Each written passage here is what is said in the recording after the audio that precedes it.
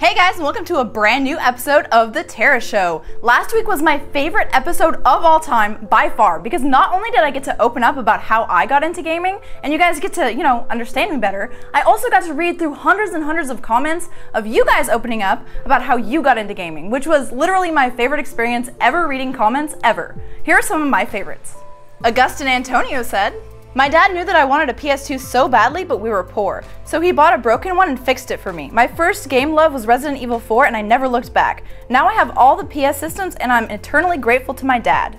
Aw, such an awesome heartfelt story, isn't it? Don't you love it when your parents just know that you're gonna have a passion for gaming and they spend their whole life savings on it for you because, you gotta be happy as a child. My dad was also one of the huge motivators that got me into gaming, so I can definitely empathize with that. That's so sweet.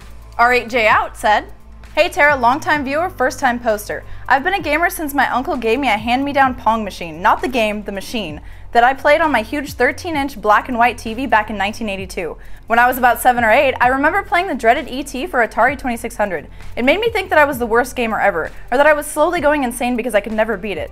Thank God after many years of therapy I found out I was not the only one. Being a soldier and a father of 3 makes finding time to game difficult. However, turning my best friend and wife of 10 years into a gamer was the best decision I've ever made, and now games are infinitely more fun. P.S. R8J is pronounced with the NATO alphabet. Have fun deciphering it." I tried for like 10 minutes and then just couldn't do it. Also, kudos on making your wife a gamer.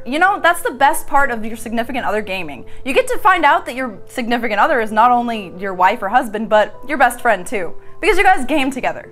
Xeno Ranger 79 said, "First system I ever played was the Atari 5200. Loved Defender. First console I owned was an Atari 2600. From there a 7800, Game Boy, Game Gear, and then every Sega system that came out in the 90s. I still hold a very special place in my heart for the Sega CD. So many underrated and overlooked titles." Holy crap, I also had a Sega CD. I thought I was like the only one. One of my favorite overlooked games though was for the Sega Saturn. It was called Nights into Dreams. It was pretty awesome. Alright, let's jump into this week's topic. This week we're going to talk about how live streaming games is pretty difficult, but definitely worth it. Yes! No, I need to save! Okay. Okay.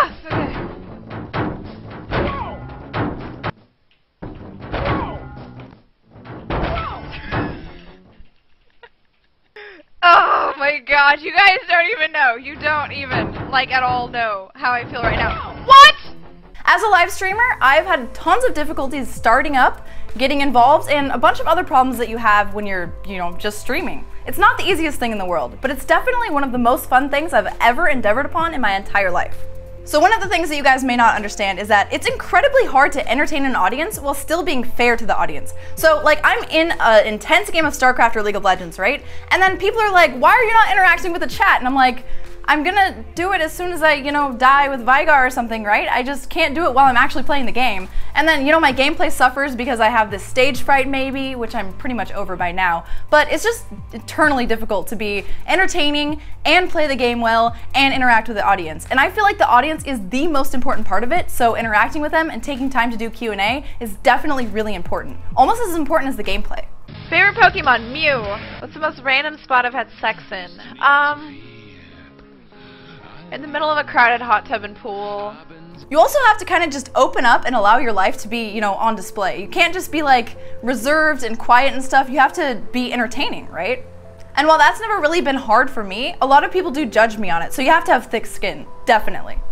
Also, you're gonna have a pretty beast machine and really good internet, because otherwise you're gonna have a lot of problems. And even when you do have this, you might have to set up a separate server because people might DDoS you. And DDoSing is kind of like just sending a bunch of packets to your whatever so that you can't, stream.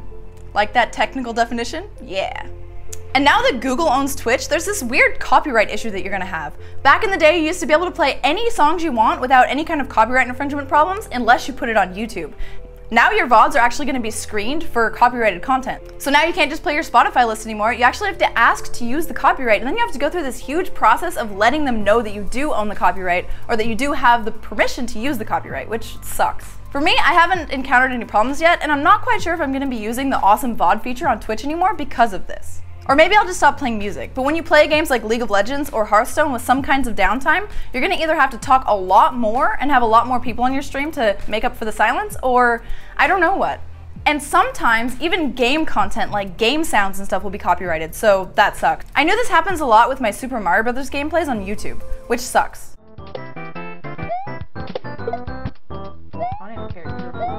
Oh, god damn it, why? So good.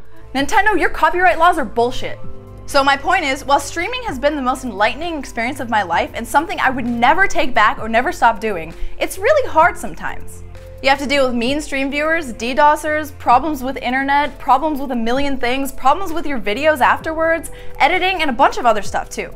Keeping people entertained while playing a game is not as easy as you think, but it's a gift that I thankfully have. So don't forget to check me out on tarababcock.tv or twitch.tv/tarababcock. You guys can watch me play games live. I play retro games. I play things like League of Legends, StarCraft, Hearthstone, MTGO, Paper Magic, and a bunch of other awesome stuff. I also do Let's Plays of my favorite retro games, which is my favorite part, of course. It doesn't get as many viewers as League of Legends, but hey, it's awesome, right? Crash Bandicoot, Sonic the Hedgehog, Super Mario Brothers, Earthworm Jim. Let's go, guys. And don't forget to support our other Twitch streamers, and of course, Zoomin.tv games live on YouTube. Come here. Will it fit? Come here. Yeah, of course it fits. Yeah! He's here. Woo, he's here! Yes. You did it! So It's cozy in here. Let me know down in the comments if you guys have ever tried streaming, if you guys have had to try build an audience and how hard that was, or if you guys just enjoy watching Twitch TV streams and how you feel about the new takeover of Google. Don't forget to like the video, subscribe to the channel, and make sure you check out more of me on my personal channel down in the description. Bye guys!